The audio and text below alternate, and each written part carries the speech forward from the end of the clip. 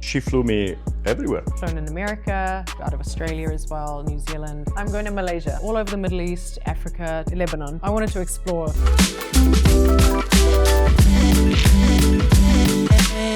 Hi, my name is Alicia and this is Ludi MIRA podcast. Here we meet people who took a leap of faith, moved to Dubai, and now they're building their lives here. They face challenges, embrace opportunities, and explore all that Dubai life has to offer.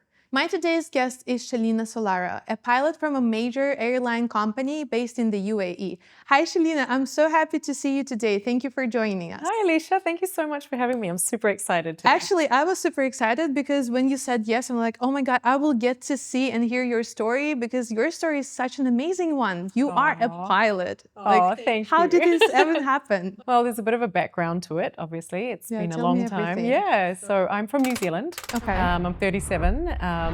So I started flying back home in New Zealand from a very young age. So I started From at what age? 16. Oh my God, Yeah. 16? Are you even allowed to do this? Well, you can, with instruction and before you get your licenses, you have to be at a certain age.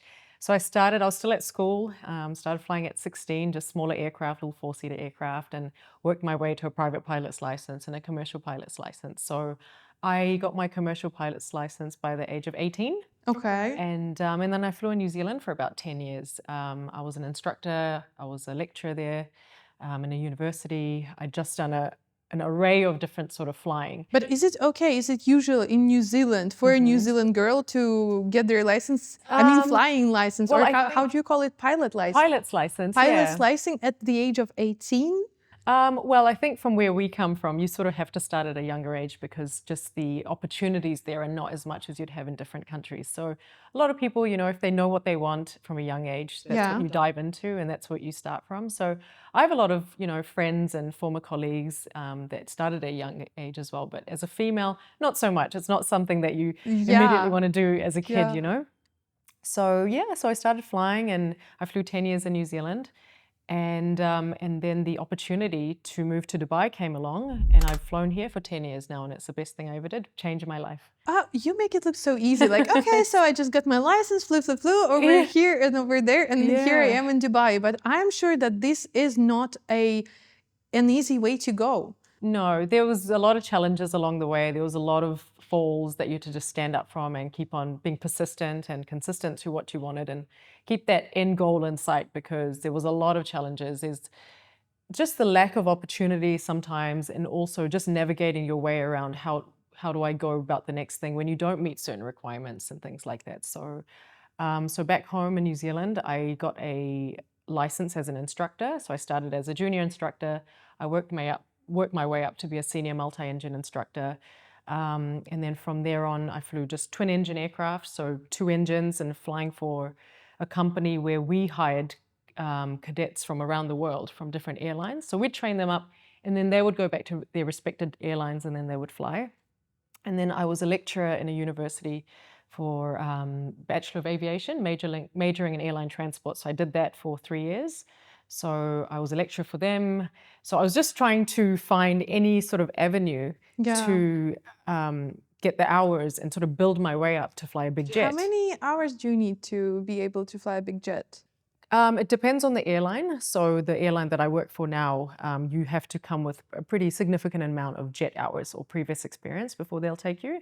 But in different countries, like... Are we talking about like thousands of hours? Thousands of hours, yeah. I'm talking like, let's say, 2,000 to 3,000 jet hours. Wow, that's a lot. Yeah, because you have like piston engine hours, you have turbine hours, you have jet hours. So you have different, depending what sort of career you've had so far. If you've come from the military, if you've come from general aviation, you've come from regional aircraft. So it's just... You just have to navigate your way around where you want to fly, how do you want to fly, do you want to do long haul flying, short haul flying, do you want to fly corporate jets? Yeah, and how did you know what you want to do? Because I feel like you always tend to explore more and more. And how did you know that, okay, I want to work for a big company and fly big jets? Because I assume that they're big. Yeah, I know. Well, the thing is, we traveled a lot as kids. So I remember just going into these big aircraft. And as a kid, if that's what you want to be a pilot, you usually think, what's the biggest plane I could fly? You know, that was always like, oh, that's the biggest plane I could fly. So for me, it's it like was, Burj Khalifa, right? yeah, The exactly. Like tallest, I want to, in the so what's the world. biggest and the fastest? And it was just, as simple and as basic as that. And so I remember I had come via Dubai. I was traveling to Europe and I came via Dubai, and I remember seeing that big airline out of here, and I thought, wow, like that's the big That's the Burj airline, Khalifa of aviation. yeah, exactly, and I was like, that's what I want to fly, and how do I get there? And so I sort of just kept standing up every time I fell and just kept on going and pushing and pushing and pushing. And then So you were next thing- determined. You just set the time. goal and I set just the goal went and- straight to it. It well- wasn't a coincidence, right? No, there was a goal for sure. So not a leap of faith in No, this case. it wasn't a leap of faith. It was I had a question about your childhood. yeah. When you said to your parents, okay, so I want to be a pilot, what did they say to you? My father was very supportive. So was my mum. My father, I remember the one thing he said to me is, sure, do it, but I'm not going to let you fail. Or I'm not going to let you say, oh, this is too hard. Okay. I remember him very, he was very prominent in the way he said it to me. He said, go for it and you will have me and, the support of our family behind you. But at no point will you come home and say, this was too hard, I can't do it anymore. Because I won't allow that. I But remember were you my about father- to say it at No, some but time? he was just saying that it's not going to be easy. Your path is going to be hard. It's going to be challenging for you for a number of reasons, being a female and being blah, blah, blah. There was a few things he knew that was going to, sort of be a challenge for me. And I remember him saying, you go for it, but you have to keep on going. I'm not going to let you, which was amazing, and that's exactly what I did. Did you have the same kind of moments where you were like, why am I doing it? So Like, many where's times. my guiding light? So many times, because there would be so many times where I would be teaching my students, and because of where they'd come from, they'd have the opportunity to go away and fly big jets. But where we came from, we didn't have that opportunity. So I would think, well, what am I doing all this for, sometimes? And also you'd have certain things that would happen on an aircraft where your, safety could be compromised depending on the situation, being an engine failure, or if you've had this or that, and you're putting your life at risk, and you're obviously upping your skill and your expertise and your knowledge base and all of it. But sometimes you think, what am I doing all this for? So for sure. So What you is just the have to- answer to this question? Well, I just remember always looking at these aircraft and had this drive and want and passion to travel the world. And I was like, no, that's what I want. I'm just going to okay, what's next? And I would apply everywhere in the world. I kept on sending my CV everywhere, never getting a reply half the time because I didn't have the requirements. Oh, But I thought, well, I'll try anyway. It was just that. And I just kept on going. Yeah. hi! Oh my Alicia, God! how are you? Thank you. I'm fine. How are you? I brought you Good. some sort of dessert. Oh, it's so cozy. Wow. Thank you. Yeah, it's upgraded from the yes, usual. I can see that it's upgraded and you changed everything. I did. I made it a home. I changed the floors. I love wood. I love to make things feel, home and cozy. Yeah, and it's all warm. like very woody. Yeah, I love wood, and I just wanted to, I've been here a long time. What now, is so. this? These are all things from my travels. So How did you bring this to Dubai? Like- Well, this one is from India, so that was imported here. And my Buddha is from Bali. My gong over here is from Nepal. My statues are from Tanzania. It all gives like tribal Tribal stuff, vibe. yeah. So nice. But what is this? Because I don't really understand what it is. Is it just art or That's is a it... lamp. Oh, a lamp. It's a okay. lamp. Oh, We and can is swap. it what I think it is? It is what you think it is. Oh, okay. Yeah. So you get to wear it every single time. You must. And I leave it there so I remember to put it on when I leave the house. So without a hat, you're not a pilot. You Without cannot the be hat. piloty, right? No, you don't know how to fly without the hat. But I know that this is home for 2 pilots, It is. but we only see the one hat. Correct. Where's the other hat? There is no hat for the other pilot. How come? No hat for us. Oh, by the way, this is your husband, This right? is my husband, Enrico. Enrico, nice to meet you. I'm Alicia. Nice to meet you. So, Enrico, you're a pilot as well, right? Yes. And you fly the jets, all the thing, like the real deal, right? Similar, just smaller. Okay, but why don't you get to wear a hat? That's a company uniform. We don't have any hat, Oh, no so- jacket. We are way more casual. Okay, like contemporary style of approach. Yeah, put it in that way. But probably very soon we're gonna change, and we're gonna also have a hat. Do you think the hat is important for a pilot to feel like piloty?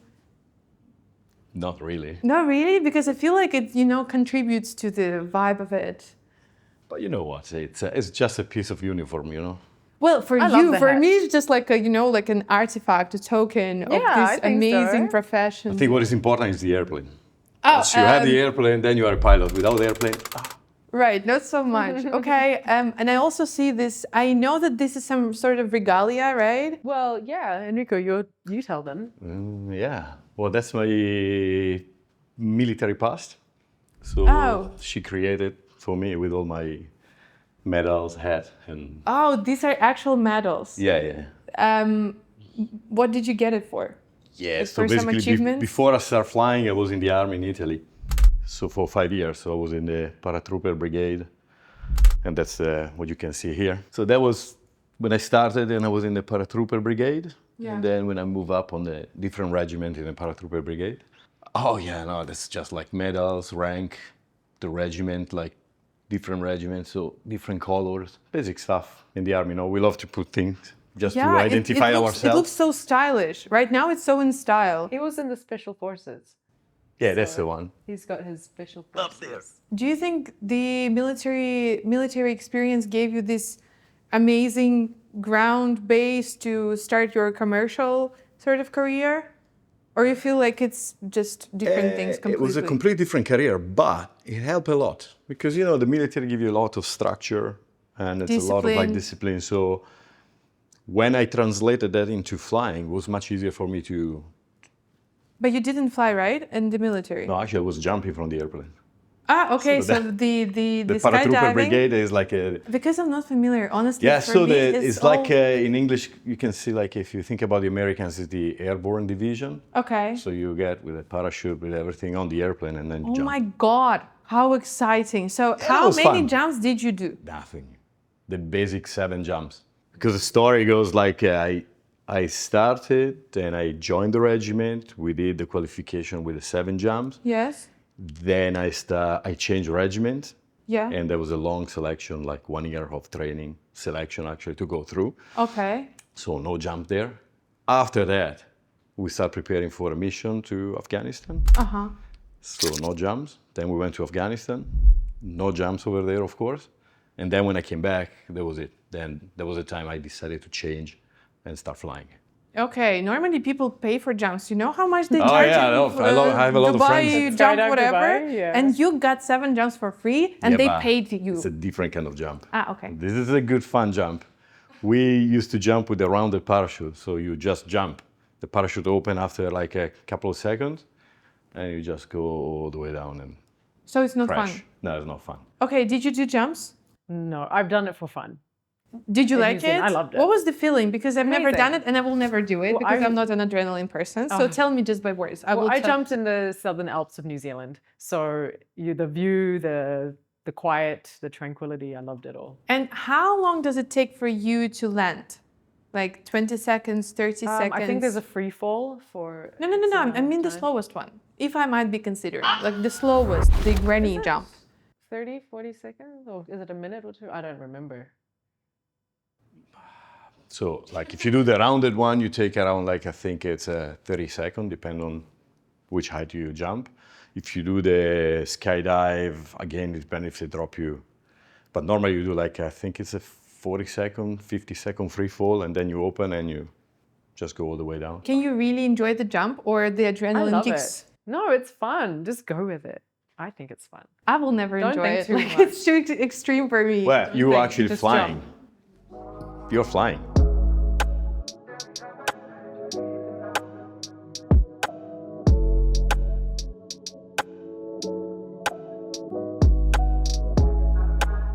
So I just have to ask, how did you two meet? It sounds like there are very few people who can be an other half for a person like you know, Yeah. because normally guys cannot No, handle it, but correct. someone who did the Yes. jumps, like the military jumps, can. So how did you two connect?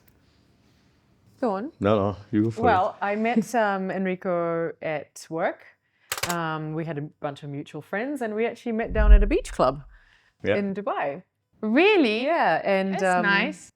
And the rest is history, really. Yeah, basically. So you knew each other before? Yes, and in the beginning we were more like friends. You know, Okay. like, let's grab a beer, let's go there, let's do this, let's do that. And then, you know, one thing Yeah. after the other.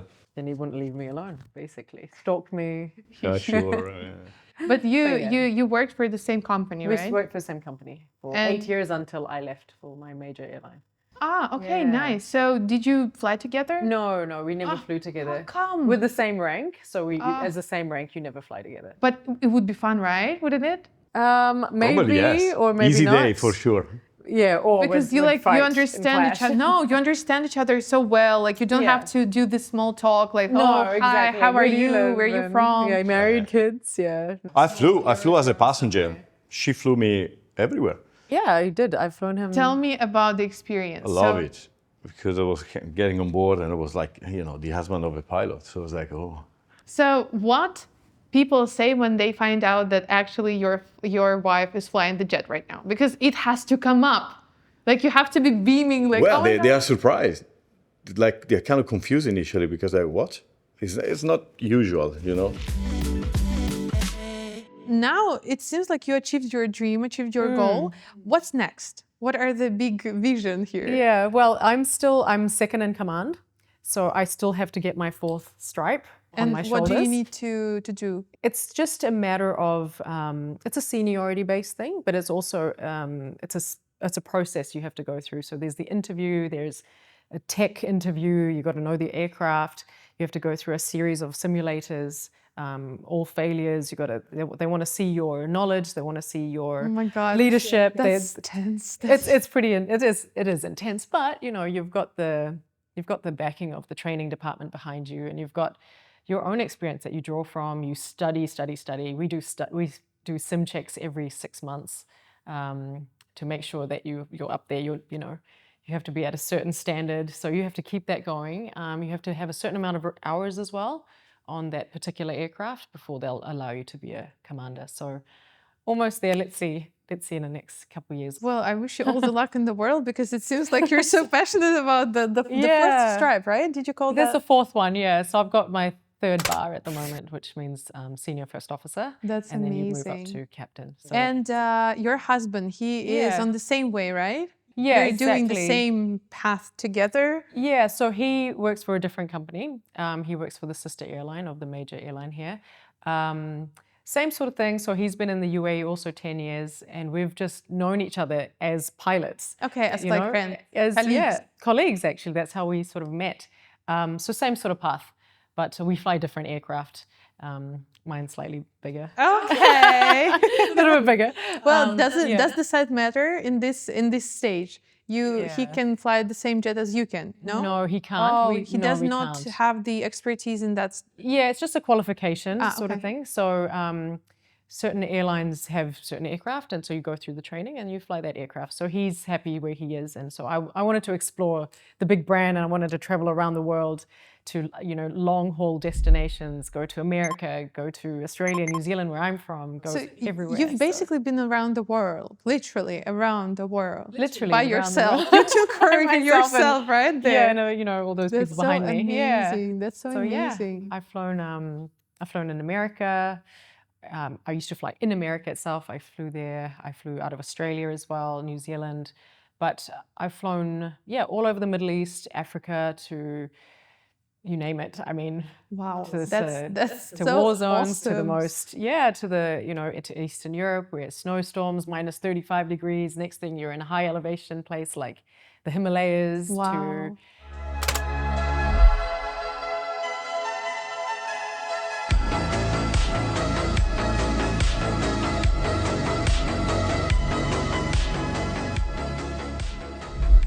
Sandstorms, to you name it. So I've done it all. So You are pilots, you have your flights all over the schedule. How do you two manage this schedule? How do you find time to be together, to like explore some hobbies? I don't know, what do you do? Well, years ago was much easier because being in the same company and having more or less the same seniority, we were really able to put the roster kind of like very similar. So we had a lot of days together, and we were able to travel the world. Like every month, we were just leaving Dubai for a week. So that was fantastic. Then things changed, so it was a bit more complicated to organize. Then she moved to another company, so now it's every month we check the roster, say, okay, let's see, yes, no, yes, and then we work with that. And how many days do you get together? Because this is such a rare occasion. Both of you are here. When is the next time you fly? I'm flying tomorrow night. I'm flying the day after tomorrow night. It's very. And then you're two gonna be passing away ships in the for- night. I go away for 24-hour layover plus the flight, so I'll be gone for 2 days. For 2 days, and you're gonna be. No, I'll be back in the morning. So I will, it's I will like. leave at 9 p.m. I'll come back at Where'd you 5, fly 6 to? a.m. I will go to Medina, in Medina. Saudi. I don't know where Medina is. Where is Medina? Saudi. Saudi. Ah, okay. a Okay. short flight. And you're I'm to going to Malaysia. Yes, Kuala Malaysia. Lumpur. Kuala Lumpur. Nice. So, do you like tell each other stories about your flight? Like, oh my God, this yeah. first pilot, Oh, he's yeah. such a like, oh, nice pilot got it, right? So, We have a and do you what do you usually? Because I remember you saying that you are not supposed to judge the landing, but you sometimes do. Yeah. What do you tell about each other? Like the Well, I think for me it would just be because he relates more to the whole operation on a whole, so it's easy for him to understand. It's the landing, the approach, that stuff we don't really mention. It's more about how was the personality of that guy that I flew with that made your job hard that day or easy that day. So Okay. we more talk about that. I'll have a little vent, a little 10 minutes Yeah, at yeah, home, yeah. and then we're good. We don't talk about work again. So So you don't discuss work that much because it's Not already really. right in the not too much. It depends. Sometimes we talk a lot about if something happens, something is interesting, gossip, then you talk a lot about it. Do you Otherwise, know you try not to. the same people? Yeah. Oh, yeah. Yeah, we know all the same Wow. people. Is the pilot majority. community small in Dubai? Yeah, it is pretty small. Yeah. Ooh, Yeah. okay. So you Everyone have to knows maintain your everybody. reputation. Yeah, you do. You have to. Everyone knows everybody. Yeah. But yeah, for us, we've been like this since the very beginning. So it's no different. You know, both of us being pilots. I met him as a pilot. He met me as a pilot. So there's never been any. Oh, you always Transition. knew what it's gonna be like. So no Kind of, surprises. There was just no, you know, so even though you're not together every day in the Yeah, same yeah, house, yeah. but that's normal for us. Okay. I don't need to be with him 24/7, like, Nah. you know. Okay. What No about? space. Okay, yeah, personal space. I understand it. What about your day together? For example, you see that you have a day together. What would you do if you have to stay in Dubai? I mean, no traveling. So normally, let's put it this way, if it's winter time, so if it's good weather, you normally, I think what we do is like you wake up in the morning, you go to the gym, I go to the gym, we get back, we go for lunch somewhere, and then depending on the day, you start, organizing. Maybe you want to go to the opera, or maybe you need to go to the mall, or you just want to chill and then wait for the sunset and catch up with friends, just holiday, basically, nothing special. Okay, so everything that normal people do, right? Yeah. No crazy Basically, pilot yes. stuff. Okay. But we go But- to beach clubs a lot. I think that's one good thing the airlines give you is the perk that you have access to all the beach clubs here. Oh, really? Yeah, so How come? um, It's like the. it's just a benefit of the okay. airline. So you get this card and it gives you access into all the beach clubs, like Ritz-Carlton, which That's is right nice. here where we That's live. nice. Jumeirah Beach Hotel, the Sheraton. I mean, so many hotels that we get access. And Do they so do we it that around all the world, time. or is like That's a exclusively? Dubai thing for sure. Yeah. And you mentioned that you are here. You've been here for 10 years plus. 10 years. Why did you choose Dubai? Because of the size of the airport? the size of the airport. No, I mean it's huge. Every Yeah, the time I'm there, airport- the I'm airport's lost. pretty I'm like, big. oh, someone help me. I know. But I don't think it was the size of the airport. Okay. It was no, so funnily enough, I was traveling to Europe. True story. I was traveling to Europe and I had stopped by Dubai. I'd never been to Dubai before. I was almost in a transit, just a day or two. And I remember going past the training college, which is near the airport. And I remember being in the taxi, just a normal RTA taxi, and I was going to my accommodation, and I said to him, "What's that?" He goes, "Oh, that's the training college of this airline." And I was like, "Oh my God, wow, like that's amazing. This would, I would love to fly for them. I wish that would be for me," kind of thing. I said to him, "Can you drop me off here? And he's kind of looking at me like, okay, like you just I Strange thought you wanted to lady, go. but Yeah, okay. yeah, okay, strange lady. So so he drops me off, and I'm looking up, going, wow, like this is the big brand, and how do I guess whoever's in there, so lucky. 'Cause I don't think that opportunity will ever come for me. And I remember going up the escalator and walking through, and you can't just enter these buildings. Yeah, I mean, of they course. ask you like, do you have Who your are you? Emirates ID and who are you? And are you here to see somebody?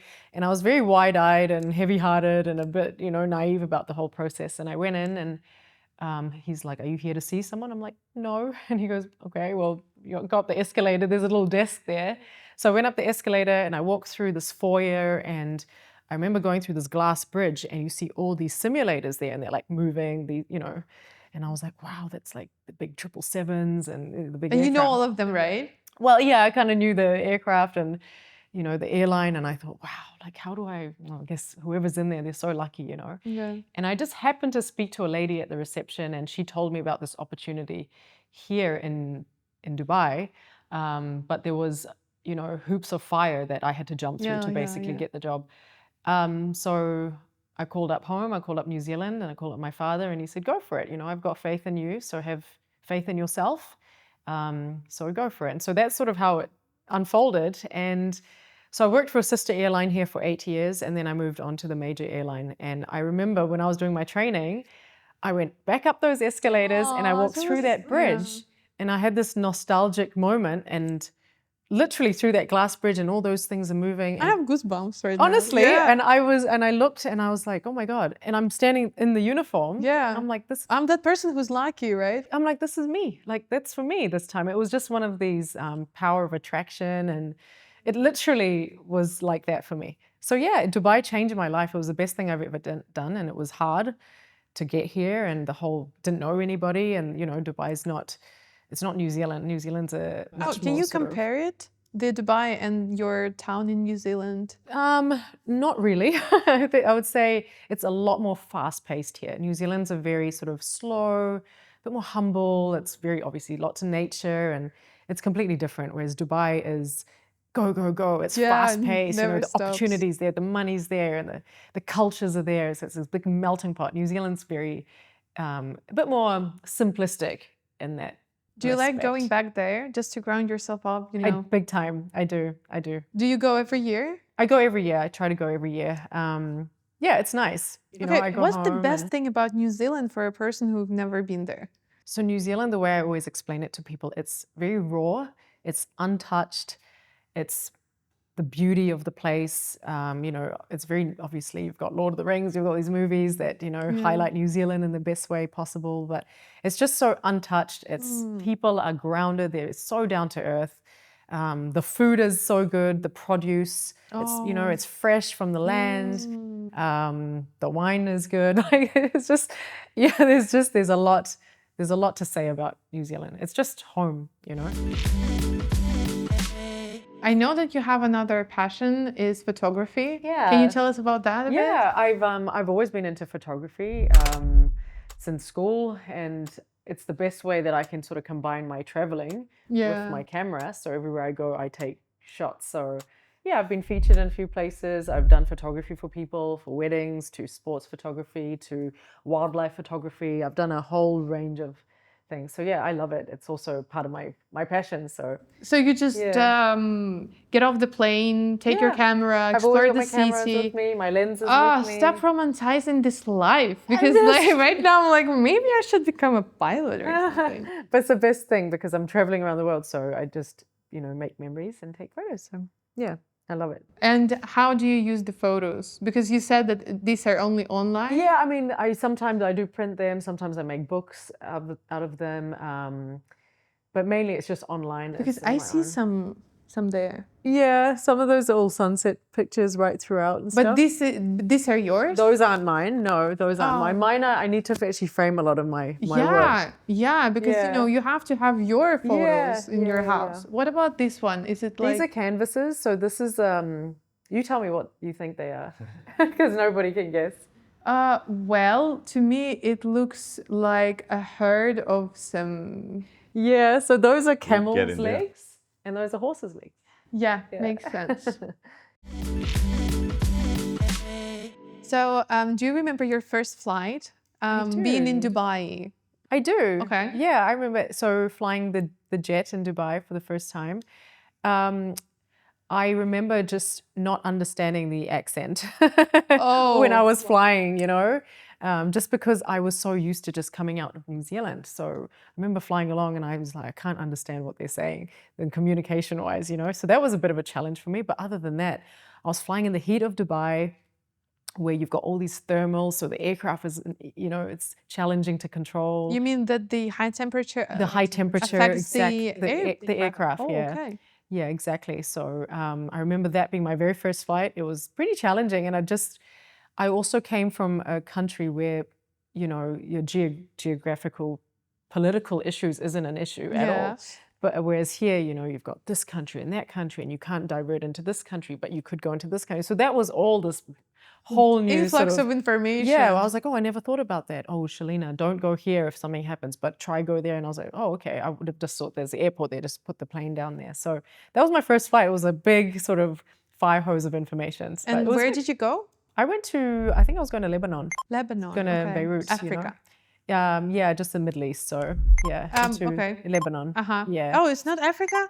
It's the with Syria, you've got Israel, okay. Egypt. Sorry, my geography sucks. It's a good thing that I'm not a pilot. Guys, I'm taking you to Africa. Yeah, and people like protesting, no, it's not Africa. And you're like, yeah. But even I've made those mistakes sometimes. Really? Not flying the plane, but I'm like going to Samara or Asmara. Oh, they're like completely different. One's in Africa and one's Did you go to Samara? I went to Samara in, I mean, in Russia. In Russia, yeah. Samara, oh my God. Samara's watching. I bet Samara will be watching because... Yeah, no, I just remember going, is it, where we go? I thought we were going to Africa. No, that's Asmara. Oh, yeah. So nice. I remember that being my first flight. It was just the heat of Dubai, the different accents that I wasn't used to, the geopolitical issues around the region. So that was probably the most...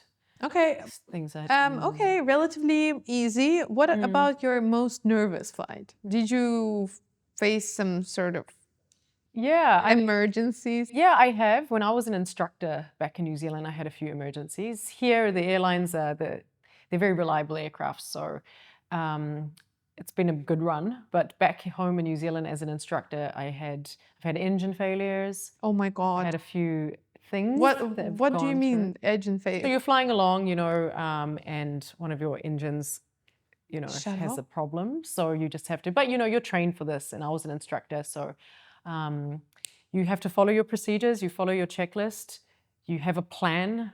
What is the plan? You when make the a plan engine and you fails, diagnose what your like issue straight is. to God, please God. Please. No, it was just, you just run through a mental model. You have a mental flow. So that's my problem. What are my options? What is the fuel that I have? What is the weather that I have, etc. So you just make a plan and then you execute that plan and you go for it. And you have a plan B and a plan C. So yeah, you have to be very psychologically stable. You have to be, yeah, to do that, because my mind would run all over the place. Yeah, like, no, oh you God. just but then it's your, all these things. I think it just happens naturally because it's a life or death thing. Yeah, so your training kicks in like this, and your performance. Oh, you suddenly remember everything. Everything. It just comes to you. It's amazing. I learned a lot about myself, actually, from the engine failures that I had, because you have to have a certain amount of stress as well to be able to perform. Yeah. If you're not stressed, you won't actually perform at a peak level. So I remember everything kicked in, my training kicked in, and I just followed my mental model. And that's what we do every time we fly. If something goes wrong, you just follow it's like a mnemonic or whatever, and you run through it and you stick by it. So yeah, and I learned a lot about myself. I realized that I'm actually quite calm when things go wrong. You just step back, okay, take a breather, take a minute, okay, because yeah, it's not a joke. You can't pull over like in a car, Yes. Like, I just need a gulp of water, please. Yeah, exactly. No. Okay. But you said in the UAE you didn't have any emergency related situations because the aircrafts are reliable. Yeah, I think all these aircraft these days, they're very reliable. I've had things where, you might be on the ground and something goes, you have a technical issue on an aircraft. That happens here and there, but that's fairly normal. but nothing that would stipulate a emergency. I need to land immediately. I've been pretty lucky. How much do you sleep? Not a lot. I think that's half my issue. I'm not a good sleeper, so I'm always I get up and I go. What's next? What do I do? You know, I'm always like a little On the bit- go. Yeah, I'm a little bit overly active most of the yeah. time. Yeah, he knows I don't sleep much, so. I sleep a lot. Anytime I wake up, she's awake already. I'm like, oh, okay, I'm going back to sleep. How many times a week do you work out? Because I know that you love gym. Yeah. And by the look of you, you love gym too. I try to do as much as possible, honestly. As much as possible, like If I every can do day? even, if I can do 7 days a week, I'll do it. Wow. Because then sometimes when you start flying a lot, maybe you look back and you realize that for a week, you did nothing else than flying, Yeah. coming home, going to sleep, wake up, going back to the airplane. This is not a healthy lifestyle. So Yeah. if I know that I have time, I'm trying to do some activities. Do you feel like it helps you beat the pressure, the... For It sure. helps. It helps a lot. I mean, think about it. We're gonna be seated for hours like this. And you're This seated. is actual representation of pilot job right now. And you eat and drink and you're seated. Really? And This seated is and what you seated. do? This is a podcast. Yeah. You cannot be standing, you're seated. And Yeah, once yeah, you do yeah. that for like 8 hours, it's not good. Unless like in the office, you can stand up, you can go for a walk, you can Yeah. take a coffee. Yes. Makes We sense. cannot, we are there. Can you go to the salon, say hi to passengers? You're not supposed to. You just sort of do your job. Go. You can stretch your legs and go and say hi to the cabin crew, grab some food, get a coffee. But yeah, and then you sort of get back into the flight deck after a few minutes. What about you and a gym? Do you like... I gym almost every day. Even on layovers, I gym. And this is your passion. Yeah, I've done it my whole life. I've played sport my whole life. I've done martial arts for many years. So I love it. So yeah, every day if I can. If I'm not tired from flying and stuff, I'm always down at the gym. Yeah, sometimes Okay. I don't even know where she is. I'm like, wake up and like, where are you? She must be at the gym. So, Always and at now, the gym. I have another class of, okay. Yeah. I'll see you later. I try everything. Try everything once. What is typical salary for a pilot of your rank? It would be from about 50,000 up per month Okay, Yeah. dirhams? in dirhams. Yeah. Okay, so Yeah, it's that's like it. about $15,000 a month. Yeah. Okay. Yeah. Plus, depending on your seniority, depending on your rank. So that's sort of where it But starts from. hard skill set, soft skill set. Yeah. There's a lot of Yeah, lots of nuances that you have to nail before have you to. go Yeah, and that's get what they there. usually say when you go in for an airline interview. Sure, they can develop all your skill sets and stuff, but it's more, can you sit next to somebody for the next 10 hours? That's what they're looking for. You know, can you actually sit next to somebody and It's be- like chemistry, you know, when they Yeah. cast people for movies, they have Yeah, to see if you yeah. can have chemistry. yeah, you have to have some kind of good energy with somebody. Can you communicate? Can you just have a laugh? Can you know? Or Oh, are it's you so just gonna- nice. It's so it's nice. different. HRs are doing a great job, I think. There is some kind of ear deafening situation, like when you go deaf gradually because of the because of the exposure of the noise. yeah, exposure of the noise, being high up. Yeah, altitude, radiation, blah blah. Is it blah. a thing? Yeah, it is a thing. What do you do to prevent it? We wear headsets that Yeah, are noise cancelling. Yeah. So just noise cancellation helps. Noise cancellation majorly helps. Yeah. And also when you walk around the aircraft, you do a pre-flight inspection. So you wear like Earplugs? earbuds and stuff. And it's like, because it's loud, super loud. And plus the air conditioning, if you're going fast, the plane's loud. It's a lot louder than when you're sitting as a passenger in the cockpit. Wow. Oh my God. So can you see the changes Of as a in your ears? Can you? Yeah, I mean, I have always maintained my hearing because I wear a certain type of headset, so it's noise cancelling, and I'm very, particular about that because once you lose your hearing, you lose your hearing for life. Yeah, So it's not amendable. you can't. No, you can't. You can't really wear. So you have to maintain. You You have to wear like keep it in focus. big time. So So noise exposure is pretty big Mm-hmm. as pilots. And eventually- you retire pretty early, right? You retire here in the UAE, you can retire at 65. 65 Yeah. for a pilot. Yeah. I know that fact that pilots retire really young. Pilots, I think because the job, it's not healthy. The environment that you're in is not healthy. You're always dehydrated, the jet lag, the night flights. You don't have routine. You sleep when you're sleepy, you eat when you're hungry. because you're constantly, your day-night is always, your circadian rhythm is always changing. So that takes a toll over years, you know, so it's not healthy, and the food and the, it's more the dehydration and the radiation, the noise exposure. Oh my all that God, sort of doesn't stuff, sound too fun. you know? But what do you do with that? How do you maintain your healthy lifestyle? Well, I'm fairly, I'm always been into fitness my whole life. So anytime I'm on a layover somewhere, a 24-hour layover, I manage to go to the gym. I eat quite clean. You try and drink water as much as you can while you're flying. But you have to be, you have to maintain a certain amount of health to retain your medical every year. So you do a class 1 medical every year. So you have to have a certain amount of, you have to be healthy. Yeah. Essentially, your bloods, your sugars, everything has to be good. But what about the retirement thing? Yeah. Can you retire at 45 if Yeah, you of course feel you like can. so? You can quit tomorrow if you want to No, quit. not Yeah. quit. Yeah. Retire. I mean, with all the bonuses, benefits. No, I mean, you can if you do a certain amount of loyalty to a company.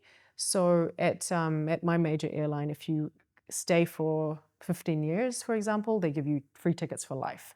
You know, so that's a huge benefit. It's a huge perk. It's amazing. So some people think, okay, that's their goal. Or some people, they want to fly. They love flying. Some people want to become instructors. Some people, so it just depends on your financial goals, your medical status at that time, whether you're happy to do long haul flying, because long haul isn't for everybody. Some people can't sleep. Fatigue is a big thing. So it just depends on how you manage your lifestyle and whether you still enjoy it, essentially. So what is your big goal for, like, I asked this question, but I didn't get the, you know, prominent answer. How do you see yourself in 10 years, for example? Well, I would essentially, I've been flying for 21 years now, for me this year.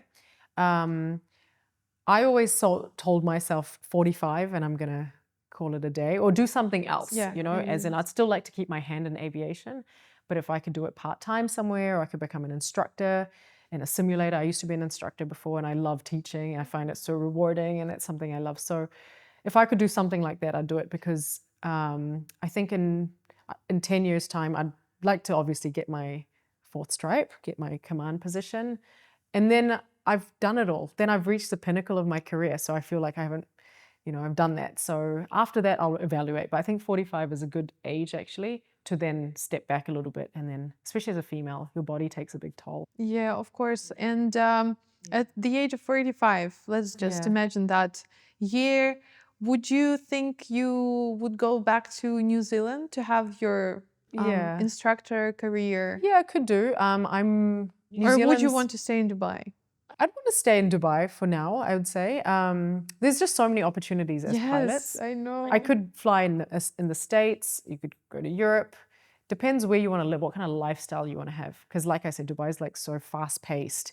Do you want to stay here for that, which is amazing if you do, and if you don't, if you want that slower sort of life, if you want to be in the mountains every day, if you want to be by the ocean, I think it depends, you know, so yeah. You're not sure yet, right? You don't know. It's like, it's hard. It's hard, I know. to, you know, because I'm kind of lucky in a way. I get to escape few times every month, you know, so I'm not in Dubai all the time. Yeah. So I sort of get my fix, if you like. So I'll go to Singapore and I'll be in the tropics, and or I'll be in, you know, wherever, go to Africa, or I'll be in America. So I'm like, oh, cool, I've got my little holiday. So I don't feel like 10 years has really dragged for me. Yeah. Because I'm always escaping Dubai.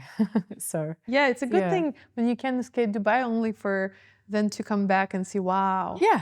And then I'm back again. Then I've got my routine, and then I'm like, oh, I'm off again. Yeah. You know, so 45 might come like this, and I'm like, oh, I'm not ready yet. I don't know. And then tomorrow something happens, and then I get annoyed, and I'm like, I'm done with this place. Like, it just, you know what I mean. How much money you need in Dubai to really feel good? Not to feel like you can own a Lamborghini, but to feel good. I don't really know how to answer that. It's tricky because, you know, in Dubai, there's a lot of people, they are not really making much money, and even compared to Europe.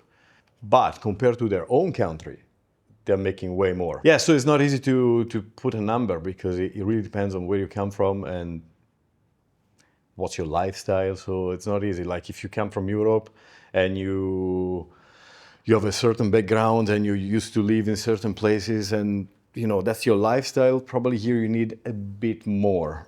But if you come from another part of the world where you had nothing, basically, you were on the street, now finally you have something, well, that's a lot more compared on what you had. So it's not It's easy. hard to It's say, not right? easy to. Plus, it depends if you have a family or if you're single, if you want to save for the future or you just want to spend all the money. It's a very individual question. You want a bracket? I don't know. I think the minimum for someone that comes from, like, call it Europe, it should be at least 10,000 dirham minimum. Because 10,000 dirham is the equivalent of 2,500 euro-ish. And that's a big salary in Milan, for example, is a big salary. Big salary? The average in Milan is 1,500 euro if you come from that background. So you need at least 2,500. And still, Yeah, but you It's get a Dubai challenge. salary. This is the best part. yeah, Dubai salary is always more. I mean, it's always more, but you pay for everything. Yeah, it's comparative. So then it's really up to you. If you don't change mentality and you behave like back home, it's not enough. okay. What about you? I think, again, depending on the lifestyle that you're chasing, because it's really comparative to that. Because if you're going to live in an area like the marina, for example, it's expensive. If you want to live in the other side of town, then obviously it's a lot less. Are you flatting with people? Do you want your own space? So it all depends on that. But I do think you need probably at least minimum bear of 10,000 and above. Can you name 3 downsides of Dubai? that you were Downsides like- of Dubai, I would say, for me, the heat. I struggle in the heat. Yes, everyone does. Yeah. I some don't people- believe yeah. people who say, "Oh I my God, this know. is so nice, so warm." I know. My husband's always out at the beach club. Oh, where is he even in the from? heat. He's Italian, so he likes to just sizzle in the sun. Maybe makes sense. So for me, I'm like, hey, you go. yeah, I'm not coming. I would say the heat. Yeah. The traffic nowadays is something's happened there. So hopefully that could be, solved. Yeah, in they some build way. more roads, but it will Build not help more because roads there are more or and more do some people. Everyone loves carpooling. Dubai. Yeah, some sort of something.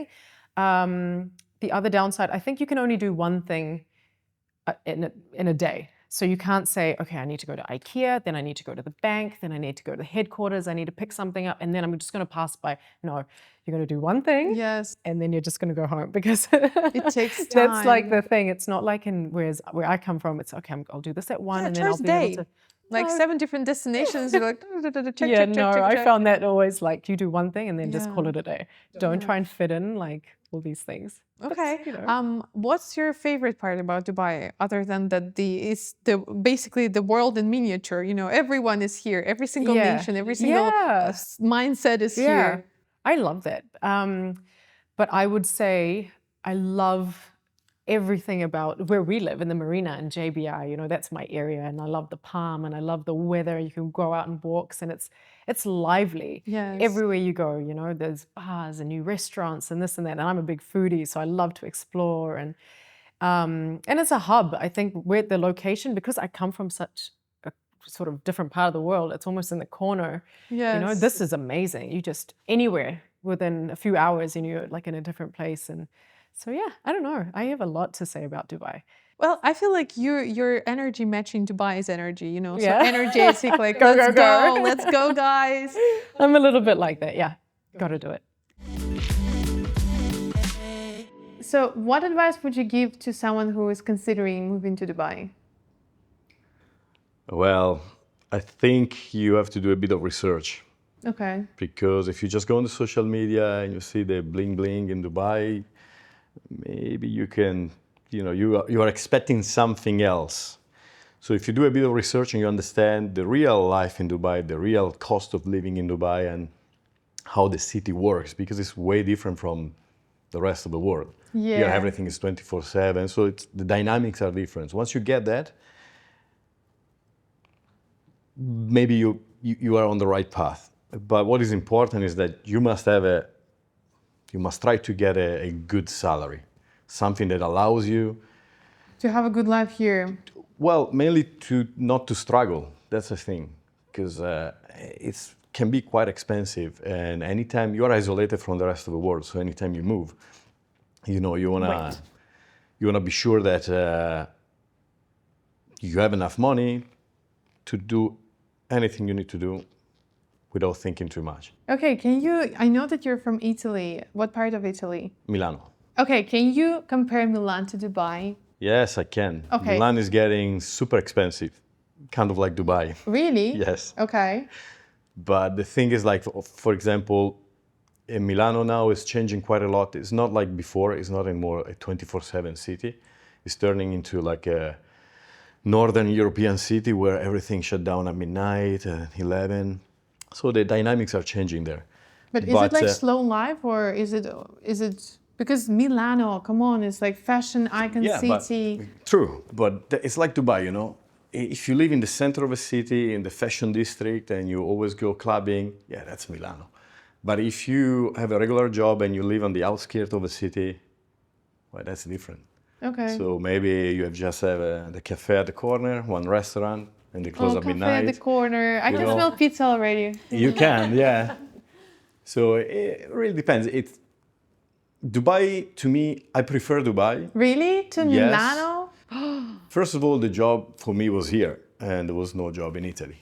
Really? Yeah. No planes in Italy? Well, not really. So the job was here. Okay. And what they were offering here was way better than what I could have got in Italy. Okay. And once I moved here, I love the sea, I love the sun, I love the heat. So for me, it was fantastic. When you're in Milan in the middle of the winter and there's a fog and Fog, come 2 on, degrees, please. I'm like, it's not good. Really? Always raining for 2-3 months. So It's you like, don't miss the weather, the nature in Milan? The only weather that I miss is the summertime in Italy. Ah, not the okay. Do winter you go time. to Milano in summer? I'm going back actually in a couple of weeks. Oh, are you excited? Yeah, it's gonna be good. It's gonna be good. I'm gonna go back. Family, right? Big family, Yeah, it's gonna Italian be my family. father's birthday. He's gonna turning 80s. 80? Yeah, so Wow, happy birthday. in yeah, advance. so I have to be there. I have to be there. We're gonna celebrate. So yeah, and then That's I go back again amazing. in August, but in another part of Italy. Do you then- like Italy? Because I do. I love Italy. I've been lots of times. Are you going together? No.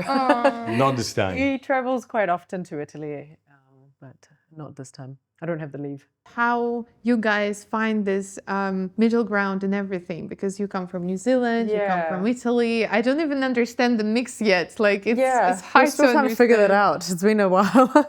I think there was a bit of a cultural, because we Shock. come from, I'd say so a little bit, because it's more in times where things get a bit more heated because you don't understand that person's mentality. Yeah. We're very different people, the way I grew up and I was raised, to Europeans, So that What are took the a main minute. differences? I don't know. Like, I think also the different families that you come from, right? Yeah, for sure. Yeah. But I would say I'm Italian, so I'm more like What, chill? laid back and just What, chill? let's go. It's all Well, good. you're from Let's the move you're from on. the northern Let's part move of on. Italy. I would say it depends how passionate you are, right? Yeah, But, but you let things go. It's all right. Ah, okay. Okay. Yeah. Kiwis can be a bit more. We have soul, we can be a bit more aggressive at times. Okay. But it's just had to find that middle ground. Try to understand each other's job and try to understand that we both mean well at the end of the day. Our delivery could be a bit different or better. I think yin yang. We found the good balance. Water and fire. I think the big thing is just don't try and compete with each other, if anything, because Italians are very proud. Kiwis are very proud people also. Okay. So if we're going to clash like that, it's best not to go there because we're never going to agree. And I think that for me it's slightly easier because I speak English, so I can understand better. And for example, anytime we go to New Zealand, I can speak English. Yeah, so for me it's harder. I can understand what's going on. I can try to grasp the situation slightly better. Yeah. But anytime she comes to Italy and if everybody speaks Italian, then it's like, oh, Yeah, then I feel you start like missing. left out. Because they don't.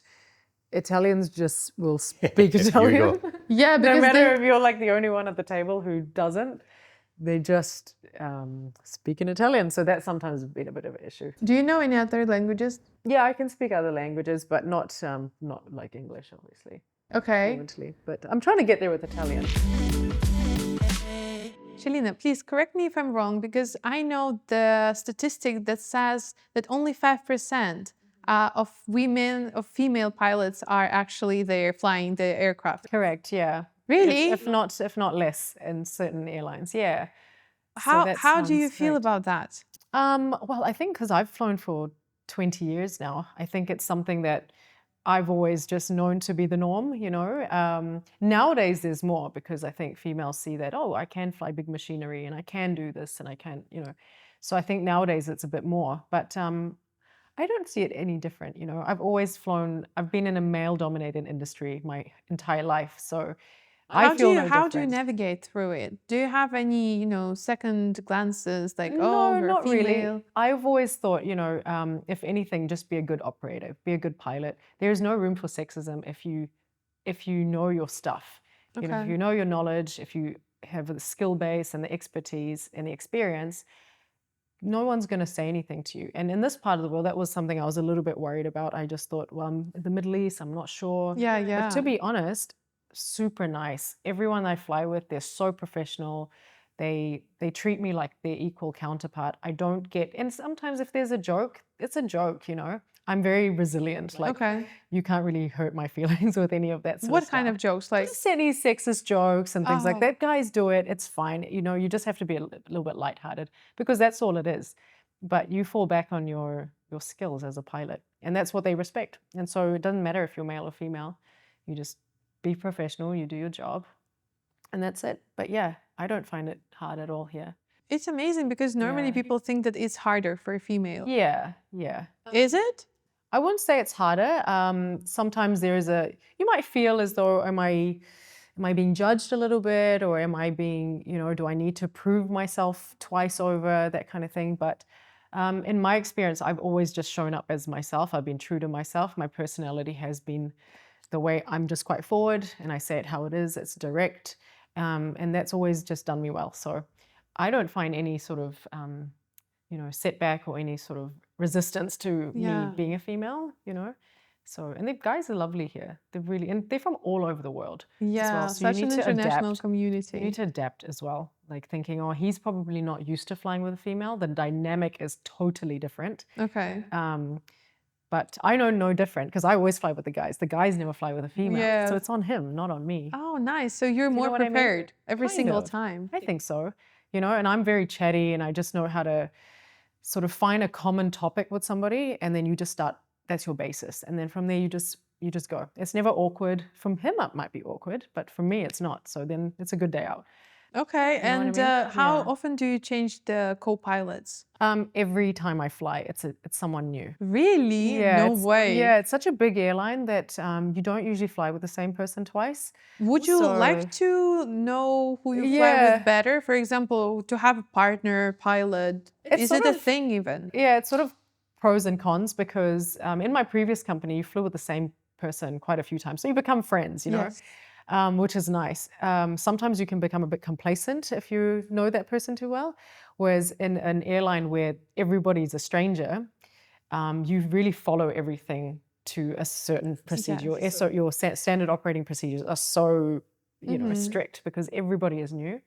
So you operate the aircraft really well, and then you have a different conversation every time with a new guy, different personality. Is it It's- awkward sometimes? Like nothing to talk about, nothing to say. Yeah. It's like Yeah, know, you the find a cricket common. sound. There's always the same sort of where you from, married, kids, where do you live, what was your previous experience. There's always those common questions, but sometimes you click, and sometimes you're not supposed to get on with everybody. Yeah, in this exactly. life, it just But doesn't work. what that if way. it's a really long haul, like 15 hours? What do Yeah. you do then? Well, in those long haul flights, there's always 4 pilots. 4 pilots Yeah, sitting in so- one cabin or like two You're stories? together initially, and then 2 pilots will go away and they'll rest. Okay, yes. and then they'll Makes come sense, back, makes yeah. sense. Oh my God, I'm so not logical. No, but you know what I mean, just for the rest Yeah, and yeah, things yeah. like that.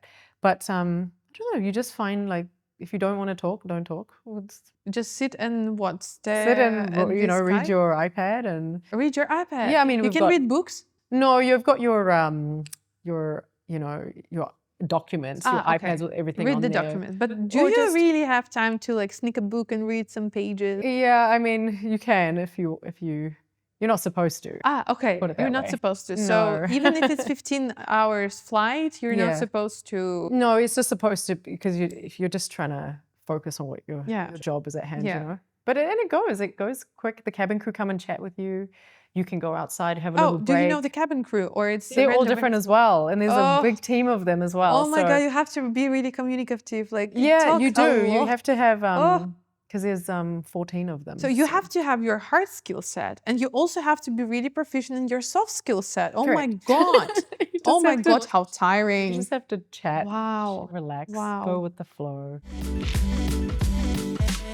By the way, do you have like a perspective, maybe an opinion on that? Because we know that statistics says from 2 to 5% of female pilots are flying out there. So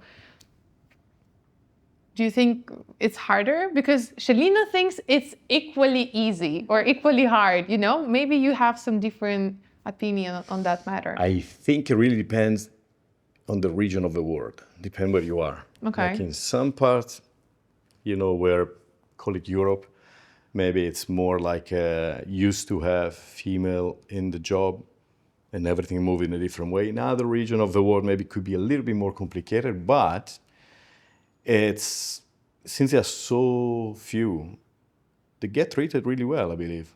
Oh, I mean, really? they're really, yeah. Once you get in and you prove that you know what you're doing, you know, you're not like, just. You're not here for the So you know looks. what you're doing. Yeah, There's yeah, yeah. way more respect because it's not easy to get into this industry and overall. And for a female pilot, it's even harder because, you know, as always, there's this idea that, oh, you're a female, you should not drive. You should not. Yeah, yeah, So once you get there and you know, and you show how your real skills, oh, you get respected even more. Wow, So I yes, think, amazing. yeah, So it's like I think it's really good. bottleneck from the beginning, but then once you're inside, Yeah, it's nice. yeah, you're embraced. Do you feel like you will, at some point in your life, become an advocate for female pilots? Yeah, I Is think this a it's thing even?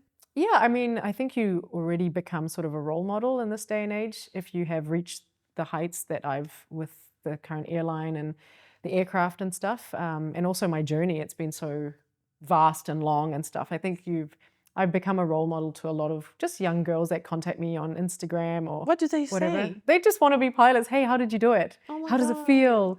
It's cute, you know. And what do you have- say?